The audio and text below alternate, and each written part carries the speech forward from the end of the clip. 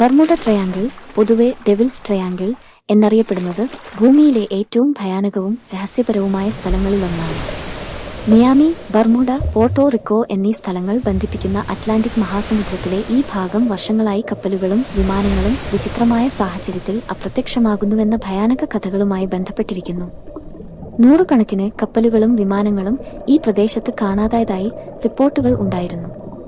ഏറ്റവും സ്പാനിഷ് സംഭവങ്ങളിൽ ഒന്ന് ഫ്ലൈറ്റ് 19 എന്ന US നാവികസേനയുടെ പരിശീലന മിഷനിലായിരുന്നു. 5 ബോംബർ വിമാനങ്ങളും അവയെ തിരയാനായി അയച്ച രക്ഷാ വിമാനം പോലും മറഞ്ഞുപോയി. ഒരു ബാക്കി കാണാനില്ല. കാണാതായവരുടെ ചിലരിൽ നിന്നുമാണ് അവസാനമായി ദുരന്ത സന്ദേശങ്ങൾ ലഭിച്ചത്. അതിനുശേഷം കമ്മ്യൂണിക്കേഷൻ പെട്ടെന്ന് മുടങ്ങി. ഈ പ്രദേശത്ത് കോമ്പസുകൾ തെറ്റായി പ്രവർത്തിക്കുന്നത് മൂലം ഭീഷണികരമായ വഴിതെറ്റലുകൾ ഉണ്ടാകാറുണ്ട്.